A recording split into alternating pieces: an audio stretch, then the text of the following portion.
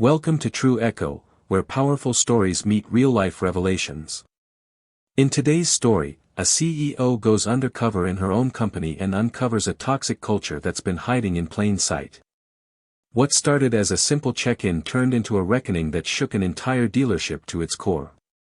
This is a tale of betrayal, redemption, and one woman's bold decision to lead from the shadows. Stay with us, because this is the kind of truth that echoes far beyond the showroom floor. Clarissa Boon wasn't the kind of CEO who liked boardrooms. She built her business not from venture capital or connections, but from scratch, one used car, one handshake, and one promise at a time. Boon Drive Motors had grown from a dusty lot in Kansas City to a network of 16 dealerships across 4 states. And yet, even with all that success, Clarissa had learned that the further she rose, the less she truly knew about what happened on the ground floor.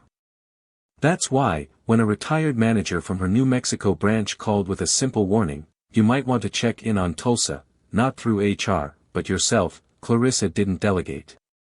She canceled her investor dinner, rescheduled every meeting on her calendar, and booked a budget motel a mile away from the Tulsa dealership. No entourage. No chauffeur. No press release. What she brought instead was a carefully crafted disguise. Ash brown wig streaked with dull gray, second-hand pantsuit 2 sizes too large, scratched-up glasses, and a resume built with deliberate mediocrity.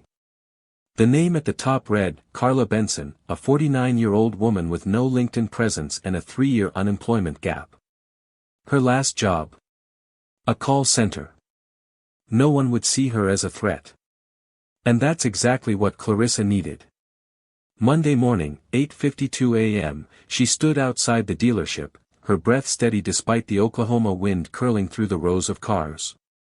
It looked like business as usual, rows of Dodge Rams, used Civics, big red tags and windows screaming, "Blowout," in shaky marker ink. Clarissa walked into the lobby and waited. 4 minutes passed. Finally, a tall man in a Boon Motors polo, just tight enough to show he preferred biceps to books, glanced up from his phone. "Can I help you?" I was wondering if someone's hiring," she said, soft and uncertain. He barely looked at her. "Yo, Trevor." "Fresh one." Trevor swaggered into view. Slicked back hair, smug eyes, and a badge that read, "Team Leader." He looked Clarissa up and down like she was gum on the sole of his designer loafer. "Experience?" "Not in sales, but I'm good with people." He dropped a laminated folder of training materials on an empty desk. "Read that. Sit here. Don't bother anyone. If you don't quit by Friday, I'll think about letting you shadow someone." Clarissa nodded. "Thank you." But Trevor was already walking away, laughing with someone by the coffee machine. Clarissa sat down at the desk, no computer, broken drawer, a pen that barely worked. Her cover was in place.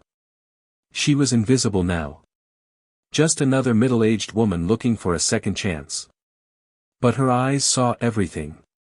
Within the hour, she heard whispers from the break area. "She looks like someone's aunt who got lost in here," one man snickered. "Bet she just came for the free coffee," another said. Clarissa kept her head down, flipping pages of the packet as though every word mattered.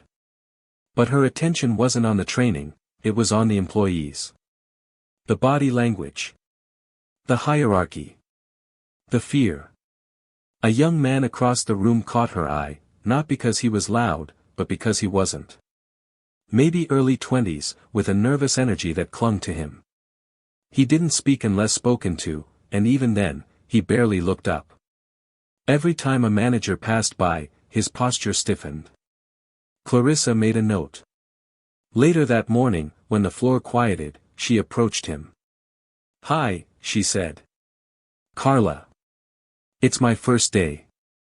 He looked startled but smiled politely. "Oh, hey. I'm Curtis. Welcome." "Thanks," she said, sitting lightly on the edge of his desk. "You been here long?" 3 weeks, he said. "Feels like longer." He spoke with a slight stutter. Barely noticeable, but enough that Clarissa recognized the effort it took to control it. She also saw something else: sharp eyes, quick instincts, a quiet grace. A good kid in the wrong place. You like it here? Curtis hesitated. Then glanced toward the glass office at the back of the room. Inside, a man in a blue shirt lounged with his feet on a desk, laughing at something on his phone. Chad Landry, the general manager. His nameplate said it all. The man who ran the place, and probably ran it into the ground.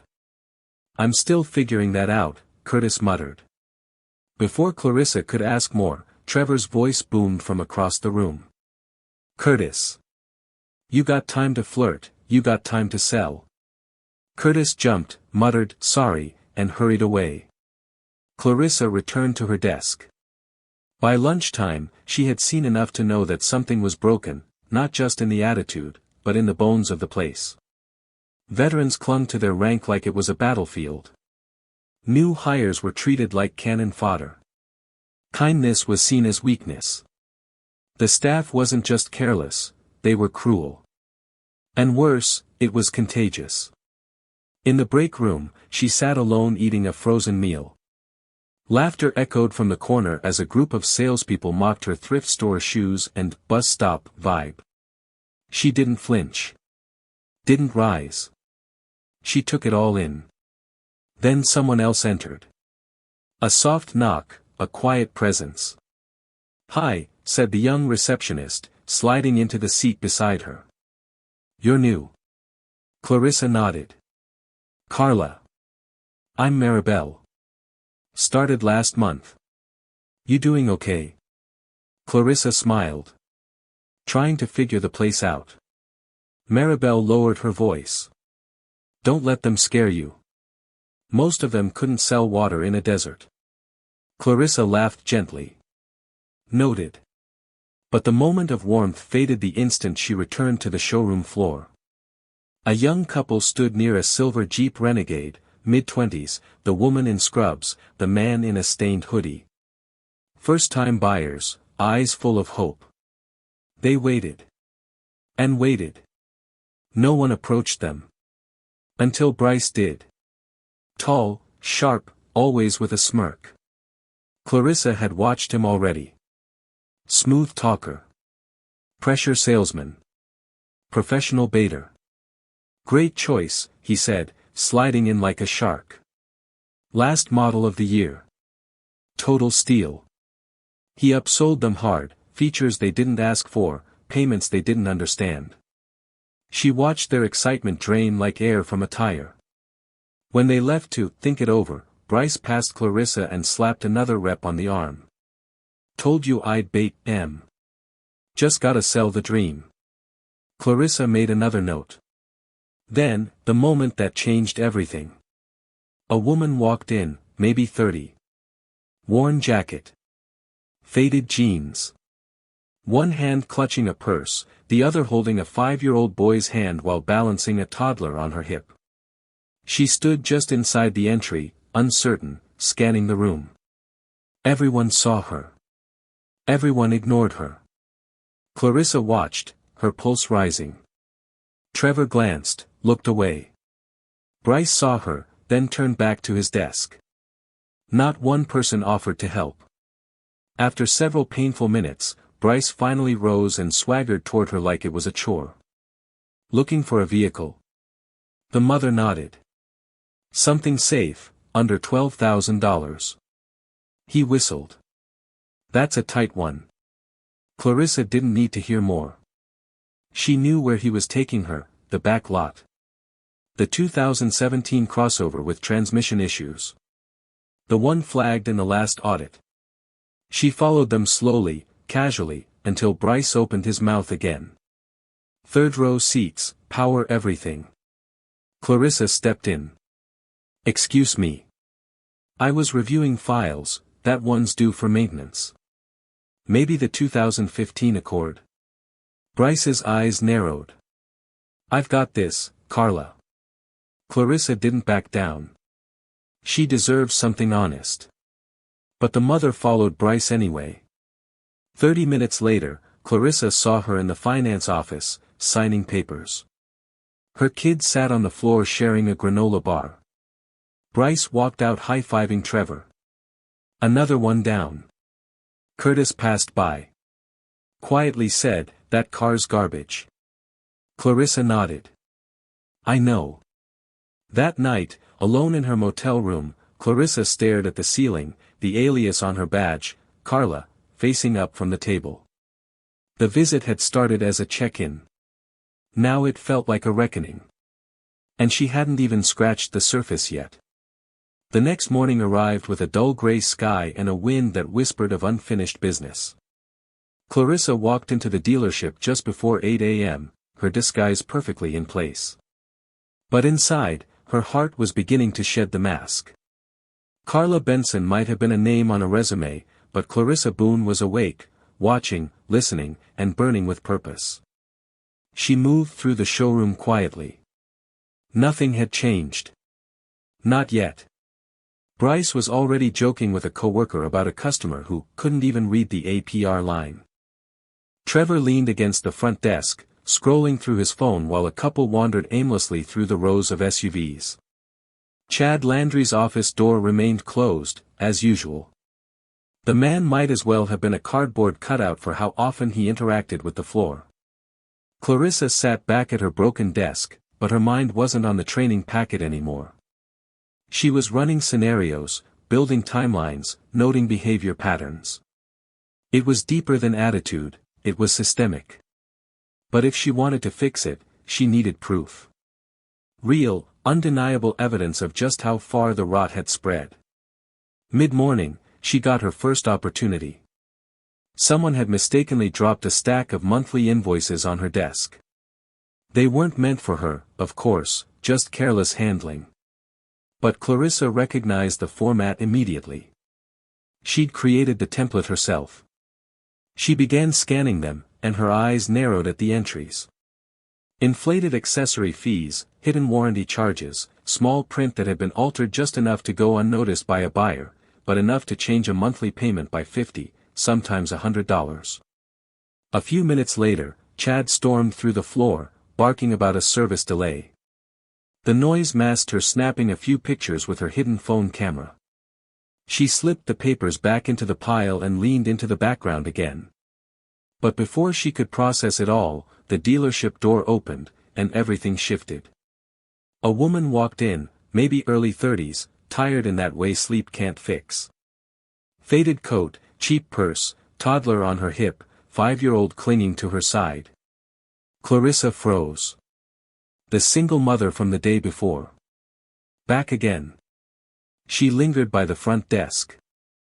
Eyes darted around the room. No one moved. Trevor spotted her and turned away. Bryce didn't even bother to lift his head. It was like watching someone fade into wallpaper. Clarissa clenched her jaw. Eventually, Bryce rose and meandered toward her, wearing a grin that didn't reach his eyes. "Looking for something reliable, yeah?" he asked. The woman nodded. "Safe. Used, if possible.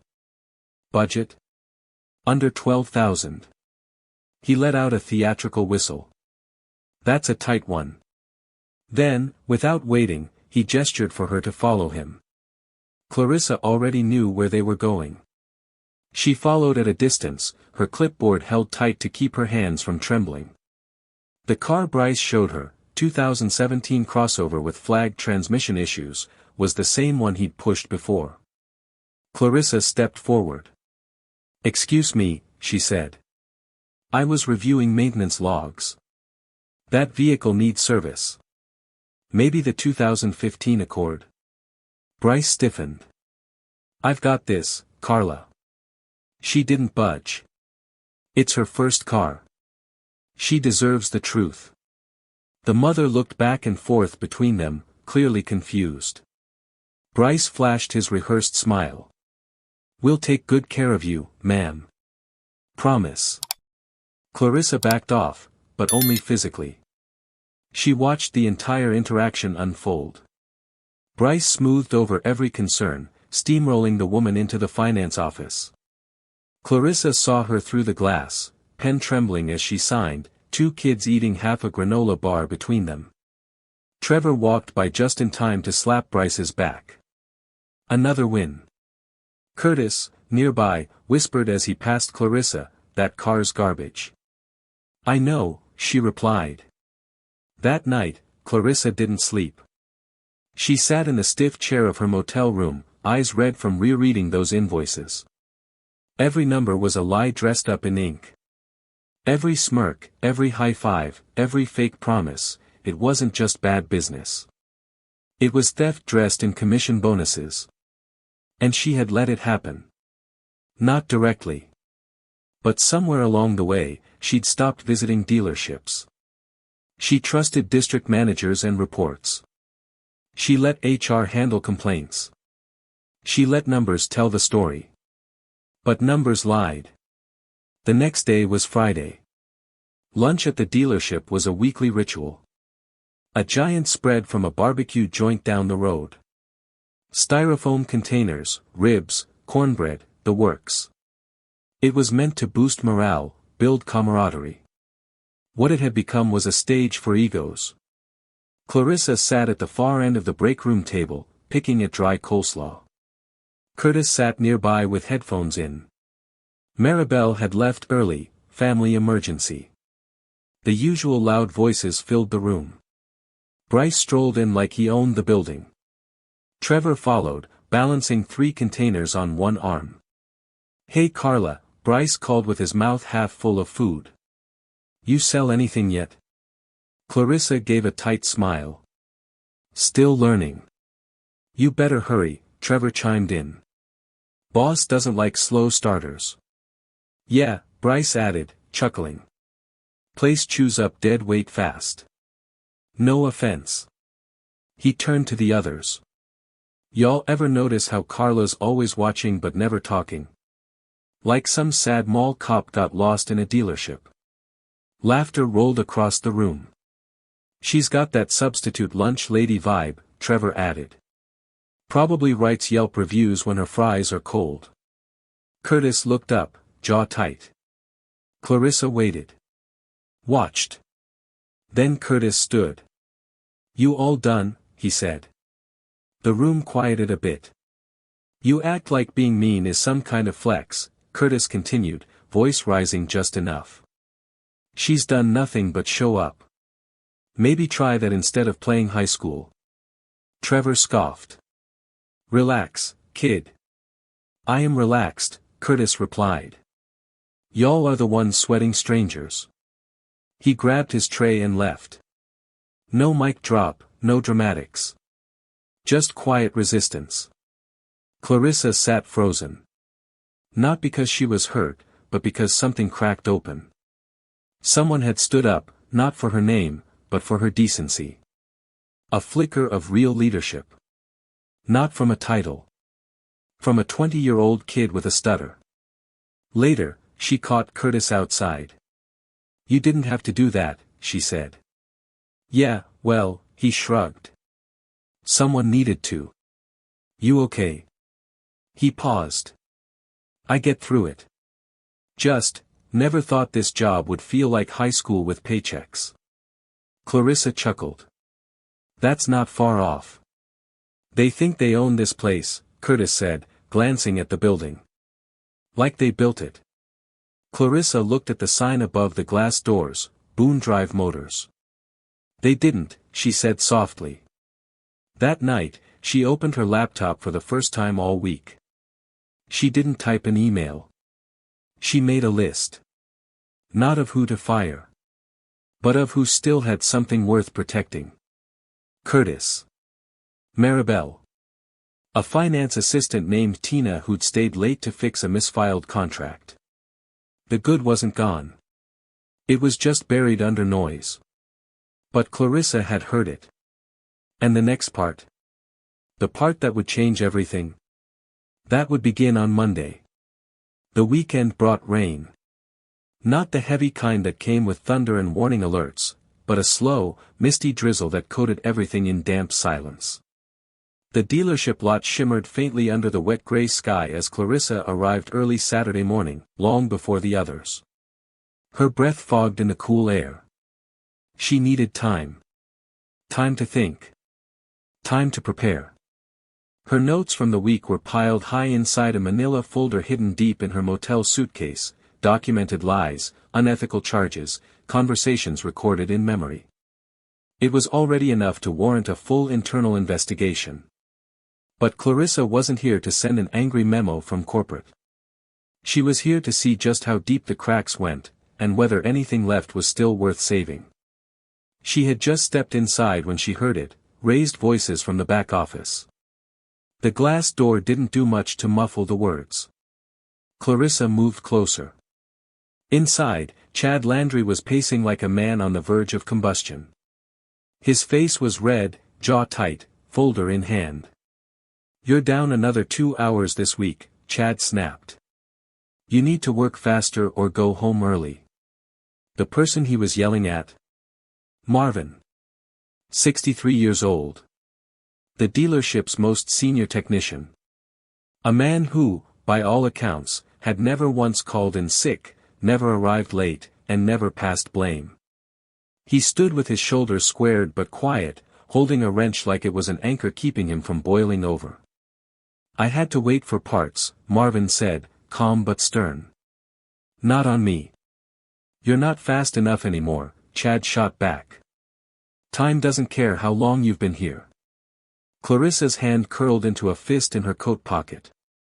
The door opened, and Marvin walked past her without a word. He didn't even see her, his eyes locked on a distant, burning point.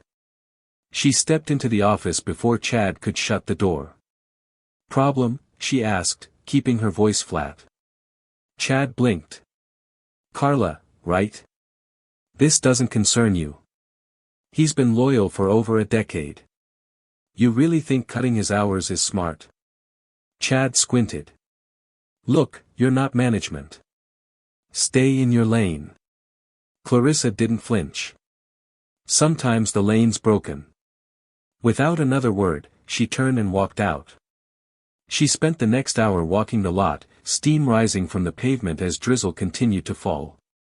Her heart beat heavy in her chest. This wasn't just a dealership in trouble, it was a system that punished age, loyalty, and kindness. And inside, it was business as usual. Trevor was holding court at his desk again. Clarissa overheard him bragging about pushing a customer into upgrading to a Ram truck they clearly didn't want. Guy came in for a Civic. Walked out with a Ram, Trevor laughed. Said he's never driven a truck before. Probably won't make his second payment. The laughter was loud. Shameless. Curtis heard it. Clarissa watched him. The way his shoulders tightened, how he looked down at his desk with quiet disgust. It hit her like a punch in the ribs. She walked over. "You okay?" He didn't look up. "I'm done. One more shift, and I'm gone." "Why?" she asked, though she already knew. Curtis exhaled. "Because this place, it's not who I am. And if I stay, it will be." Clarissa didn't respond. She couldn't, not yet. Curtis stood, mumbled something about taking a call, and disappeared into the parking lot. Alone at his desk, Clarissa stared at the empty coffee mug that read, "Hustle Harder." It felt like a joke now. The entire showroom looked polished on the outside, but hollow within. Like a haunted house with clean windows. Her phone buzzed. It was her real phone, buried deep in the coat pocket she hadn't touched since arriving. Text from Aisha, her assistant. "Investor brunch moved to Wednesday. Tulsa numbers up again. You still incognito?" Clarissa stared at the message. Numbers were up. Sales were high. On paper, the dealership was thriving. But at what cost? That night, back in her motel room, she pulled out another folder, this one filled with snapshots from other locations. Smiling employees. Customer thank you notes. Letters from families who'd felt respected and cared for. Tulsa had none of that. She grabbed a blank sheet of paper. At the top, she wrote, Monday, 8 a.m. mandatory staff meeting. Below it, she signed her real name.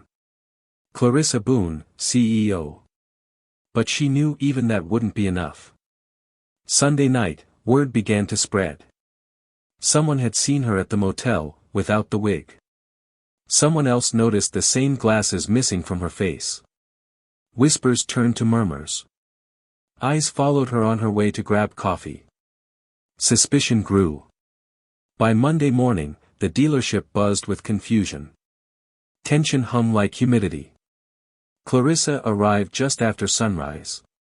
But this time, she didn't walk in wearing second-hand polyester and frizzy hair. She walked in as herself. Tailored navy suit. Simple pearl earrings. Heels clicking on tile like punctuation marks. Hair swept into a neat bun. The room stopped. People stared. Trevor dropped the stack of inventory reports he was holding. Bryce tilted his head in confusion. Chad Landry, late as always, had yet to arrive. Clarissa stood near the whiteboard in the main conference room, clipboard in hand. She let them come in. One by one. Every employee. Every whisperer. Every smirking face. At 8:01, she looked up. For those of you who don't know me, or thought you did, my name is Clarissa Boon. I'm the CEO of Boon Drive Motors. Silence. You've known me this week as Carla, she continued, voice steady. I spent 5 days here undercover. Watching. Listening. Learning. Trevor froze mid-step. Bryce's smirk evaporated like smoke. Chad Landry appeared in the doorway and stopped like he'd slammed into a glass wall. Clarissa turned to face them fully. I came here because I heard rumors.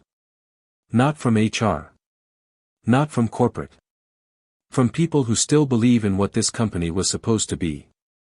I needed to see for myself. And what I saw. She shook her head. Was worse than I feared. No one breathed. Clarissa raised a marker and wrote one word on the board in thick, black strokes. Trust. This isn't about sales metrics. This is about who we've become. About what we've let ourselves justify in the name of a number on a spreadsheet. She paused.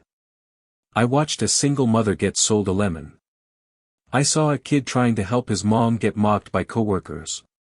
I saw a 30-year veteran technician publicly humiliated for working slower than a 25-year-old. Eyes dropped. Feet shifted. She turned to Chad. I saw a manager who didn't manage, he bullied. Who cut hours for loyalty, and padded hours for favoritism. Chad stammered. You went behind our backs. Leadership, Clarissa cut in, is not about comfort. It's about courage. It's about showing up when no one expects you to and holding the line when no one else will. She turned back to the room. Some of you won't be here tomorrow. That's already been decided. But for those of you who stay, understand this, the culture is changing. Starting now. Curtis looked up. Maribel slipped into the room, wide-eyed. Clarissa finished with a voice that had no anger, only clarity. If you want to build something honest, something you can be proud of, you've got a place here. But if your goal is to dominate, degrade, or manipulate, then your time is up. The room sat in stunned silence as Clarissa walked out of the conference room. The echoes of her footsteps sounded like thunder. The fallout began before lunch. By 10 a.m., Chad Landry's office door stood wide open, empty. The nameplate was already gone. Clarissa had met with him privately after the meeting, behind closed doors, no audience. Their conversation had lasted less than 10 minutes. No yelling. No threats. Just two people facing a truth that had been avoided far too long. Step down, she had said, or I terminate you with cause. Chad had tried to bluff. Mention numbers, profits, retention. Clarissa had slid the printed invoices across the desk, highlighted discrepancies, missing disclosures, customer complaints that had been misfiled. He left 15 minutes later with his briefcase and his pride in a plastic grocery bag. Bryce didn't even make it to lunch. He sauntered into the dealership with his usual swagger, coffee in hand and sunglasses perched on his head like a crown. He chuckled at the hushed tones, the sideways glances. He thought it was a game. Then he saw the security guard waiting for him at the front desk. "Bryce Thompson?" the guard asked. "Yeah. You've been relieved of your duties. HR sent an envelope with your final paperwork." Bryce's smile cracked. "What is this, a joke?" Clarissa stepped out from the hallway, expression unreadable. "No joke." For the first time all week, Bryce had no words. Just silence. He turned, snatched the envelope from the counter, and stormed out without another look back. Trevor handed in his badge by noon. No protest. No drama. He didn't clean out his desk. He didn't say goodbye. He just walked to his car, peeled out of the parking lot, and was gone. By the afternoon, the floor was quieter than it had been in weeks. The air felt cleaner. Lighter. Clarissa stood by the glass doors, watching as a nervous first-time buyer stepped onto the lot. 2 remaining sales reps approached, gently. No pressure. No push. Just questions. Listening. And when the customer left, they didn't fist bump or boast. They simply returned to their desks and entered notes into the system. Small steps. Later that day, Curtis walked into the conference room with 2 cups of coffee. "Figured you might need the good kind today," he said, offering one. Clarissa smiled and accepted it. "You're not wrong." He sat across from her, quieter than usual. "So, what now?" "We rebuild," Clarissa said, "from the inside out." He looked down at the table. "You really meant what you said? About the culture? About staying?" "Every word." Curtis took a deep breath. "I'm not sure I'm ready for more responsibility. I still mess up. I don't have answers." Clarissa leaned forward. "You didn't have the answers in the break room either. But you stood up. That matters more." He didn't reply right away, but when he finally did, it was soft. "Okay. I'll try." The rest of Monday passed in waves. Clarissa met with every employee left on staff, one-on-one, no suits, no script. Just honesty. She learned about the small things. The whispered jokes that had made people question their worth. The complaints that were buried in the bottom drawer of Chad's filing cabinet. The training that consisted of dumping a manual and disappearing. But she also found hope. Maribel had ideas. She wanted to create a welcome packet for new customers and a buddy system for new hires. Tina from finance showed her a simple form that could increase pricing transparency without complicating the paperwork. Clarissa didn't just nod, she took notes, asked follow-ups, encouraged them to shape the future they wanted to work in. And then, the moment she had been waiting for came through the door. It was just after 4 p.m. The light was fading, and the floor was quiet when the single mother from earlier in the week returned. Her kids trailed behind her, tired, sticky-handed, hopeful. She looked nervous. Skeptical. Clarissa stood and met her at the door. "I got your message," the woman said, hesitant. "Wasn't sure it was real." "It is," Clarissa said warmly. "I'm Clarissa Boon. And what happened to you shouldn't have." The woman nodded slowly. "I'm not mad. I just didn't think anyone would care." "I do," Clarissa said. "You were taken advantage of. That's on us. And I'd like to make it right." They sat down together, no pitch, no rush. Just conversation. By the time the woman left, she had keys to a 2015 Accord, older, yes. But reliable. Serviced. safe, and priced honestly. "I can't believe it," she said, tears welling in her eyes. "You didn't have to do this." "I did," Clarissa replied gently. "It's my name on the sign." Word began to spread, not from memos or ads, but through real voices. Customers returned saying they'd heard what you did for my friend, or my cousin said something changed here. Not everyone stayed. Some employees, those who thrived in chaos or cruelty, left within days. But Clarissa didn't fight to keep them. Culture doesn't shift overnight. It's not a reset button. It's a direction. A choice made again and again. She stayed in Tulsa for another 4 weeks. Not in disguise. Not behind tinted glass. But present. She walked the lot in the morning. Ate lunch with the receptionist. Sat in on training. Answered questions. Told stories.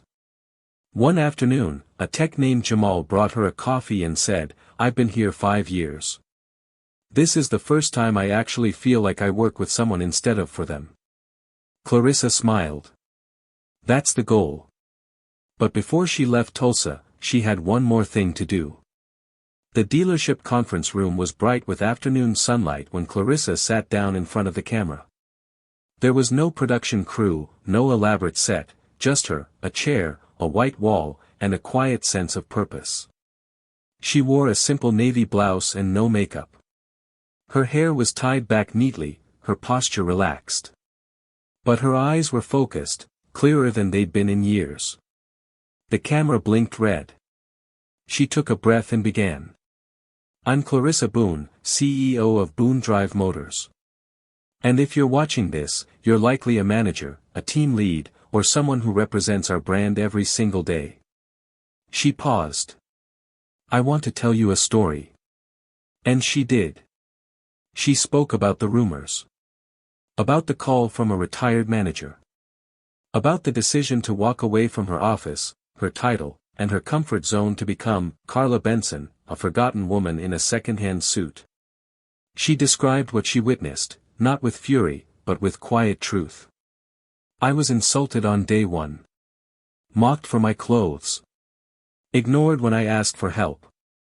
I saw employees laugh at customers, manipulate numbers, tear each other down. And I watched leaders, people with titles, do nothing." Her voice didn't crack. But the weight in it was unmistakable. "I saw the kind of culture that doesn't just damage a brand. It damages people." But then, her tone softened. "I also saw something else. A young man who stood up for someone he didn't know. A receptionist who made every customer feel seen. A finance assistant who stayed late to fix a mistake no one else noticed. I saw flickers of what this company used to be, what it can be again." She looked straight into the lens. "I built this company from the ground up. One lot. One table. One handshake at a time. I never wanted to be the biggest. I wanted to be the best, the most trusted. Somewhere along the way, we forgot that trust doesn't come from numbers. It comes from behavior." She leaned forward. "You don't need a title to lead. You just need to show up. Say hello. Tell the truth. Hold the line. Stand up, even when it's uncomfortable." Then her tone changed again, sharper now. Resolute. "If you're watching this and you feel uncomfortable, that's probably a sign. Maybe you've picked up bad habits. Maybe you've let things slide. That's okay, if you're willing to change. But if you think leadership means power over people instead of responsibility to people, then this company will leave you behind. Because we're not doing that anymore." She clicked the camera off. The video was shared the next day across every Boon dealership. Not as a suggestion, but as a requirement. Every manager had to watch it. Every leadership team had to sign off. Some rolled their eyes. Others watched it twice. A few called Clarissa directly, apologizing for what they'd let happen. Admitting that her words weren't just about Tulsa. They were about them too. Curtis watched the video from the break room. When it ended, he sat in silence for a full minute. Then, without saying a word, he got up, walked into the showroom, and offered to help a new hire who looked overwhelmed. That's how change begins. Not with a banner or a press release. But with one decision. One act of integrity. Small. Quiet. Consistent.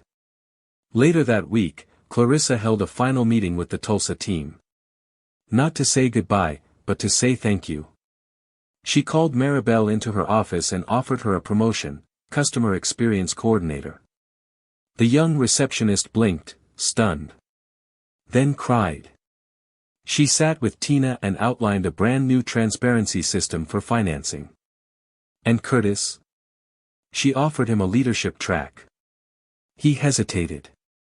I'm not ready. Clarissa smiled. Neither was I, once. But you did the hard part already, you stood up when it counted. He looked down, then nodded. Okay. I'll try. The dealership began to shift. Slowly. Steadily. The floor grew quieter, not with silence, but with focus. Customers returned, not because of a sale, but because of trust. One elderly couple who'd been previously pressured into a bad deal came back for a refund Clarissa had personally approved. Another woman stopped by to say thank you for how that young girl explained everything so clearly. The vibe wasn't perfect. But it was better. And better was enough, for now. One late afternoon, Clarissa stood outside the dealership. The wind tugged gently at her coat. She looked back through the glass, Curtis leading a short team huddle, Maribel walking a nervous buyer through paperwork, a service tech helping a customer load groceries into their new SUV. The sign above the door still read Boon Drive Motors. But inside, it meant something again. Clarissa smiled to herself. She had come to expose the worst. Instead, she rediscovered the best.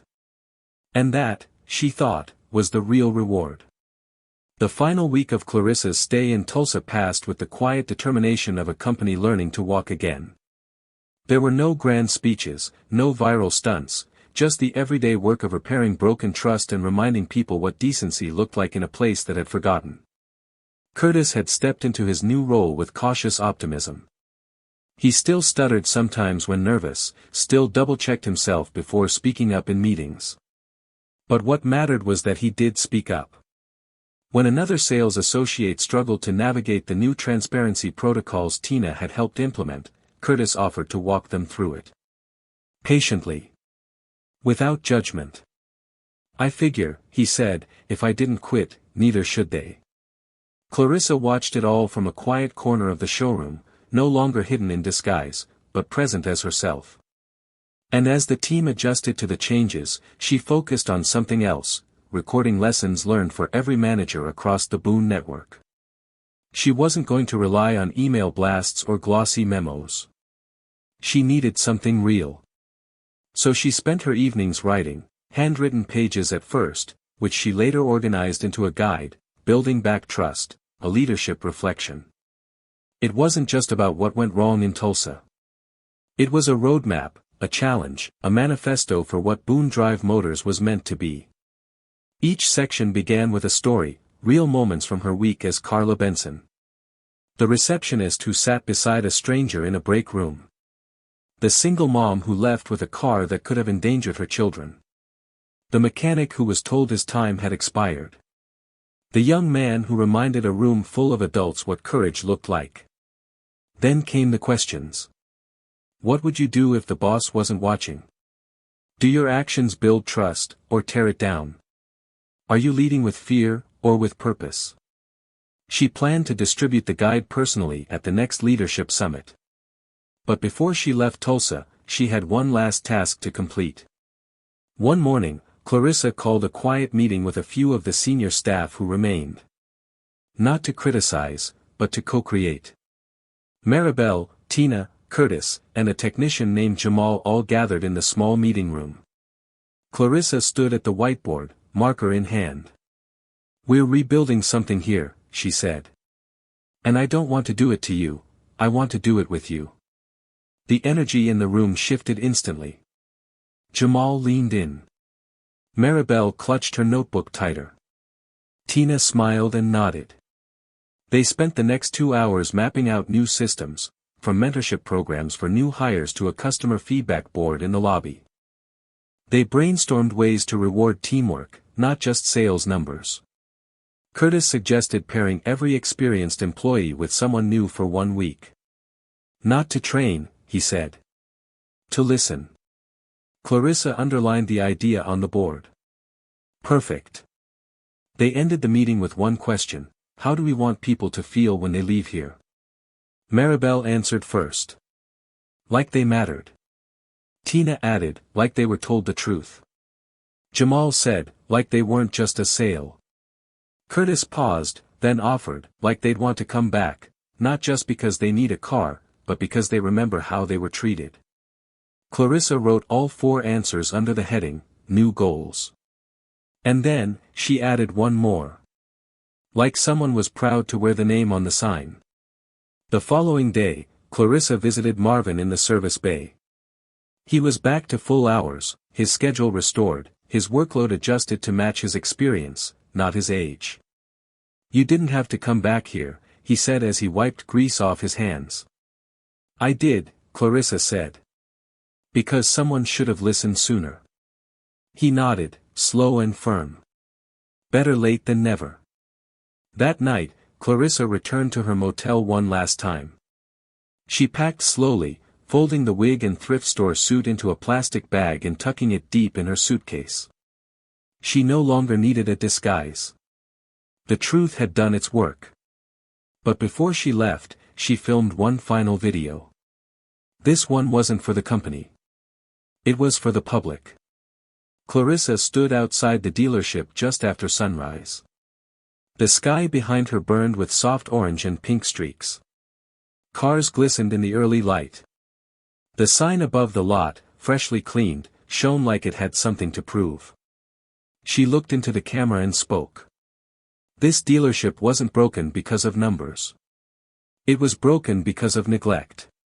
Because good people were silenced, and bad behavior was rewarded. But here's the thing about culture, it's not fixed with slogans or punishment. It's fixed when people choose to act differently. She smiled. If you've ever been ignored, dismissed, mocked, or underestimated, know this, you are not invisible. And when the right people do see you, everything can change. She ended the video with one simple call to action. Lead, even if you're not the boss. Because leadership is what happens when you care enough to do the right thing, even when no one's watching. She shared the video with True Echo that evening. And then she drove out of Tulsa as quietly as she had arrived. No fanfare. No headlines. Just a woman who came looking for truth, and left having found far more than she expected.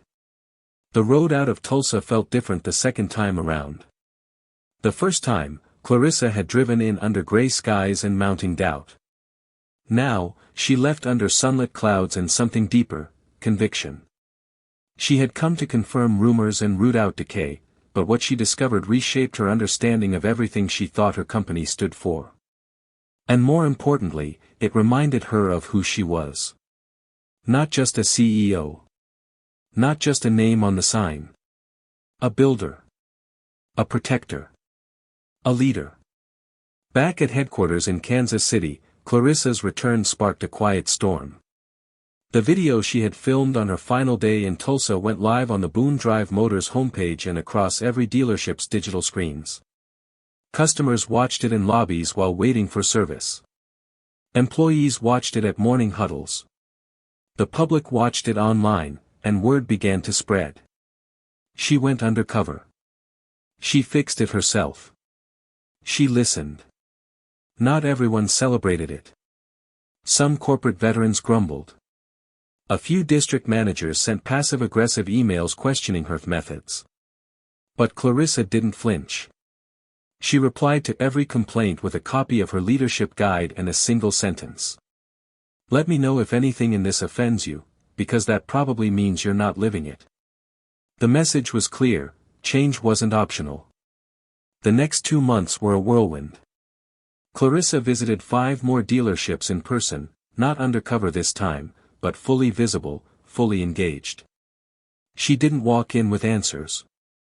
She walked in with a notebook. Her motto became simple: walk the lot. Know the names. Hear the story. At one location in Amarillo, she found a night janitor who was quietly restocking water bottles in the service lounge on his own dime, because he hated seeing people wait thirsty. Clarissa promoted him to facilities coordinator and gave him a bonus on the spot.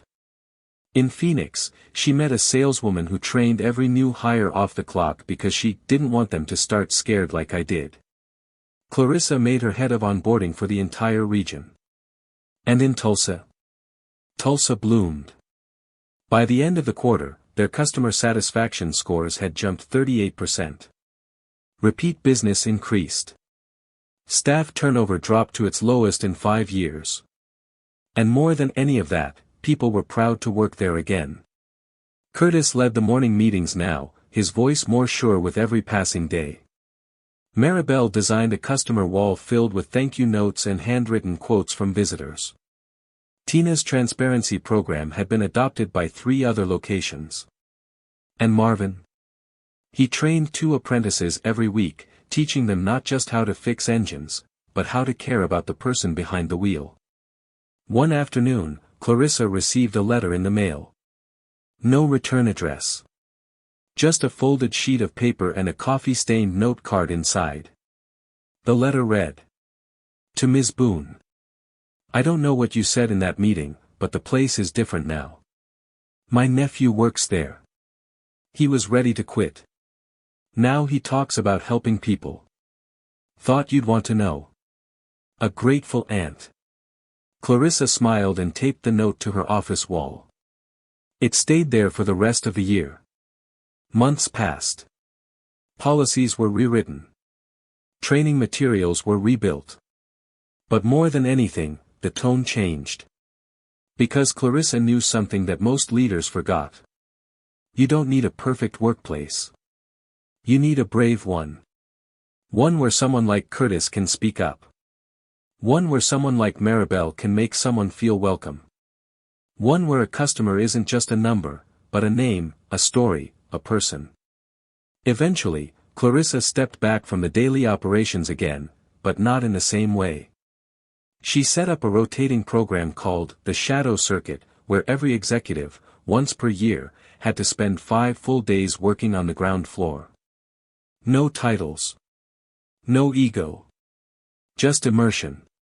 Just perspective. And for those who balked at the idea, she sent them a packet.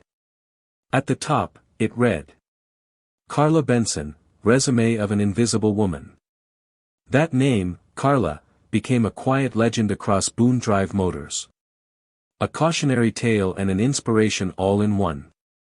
A symbol of what it meant to show up humbly, listen deeply, and lead differently. Clarissa never told anyone exactly what the turning point had been. But she remembered it well. It was when Curtis stood up in the break room, not to grandstand, not to impress, but simply because it was right. In that moment, the company began to change.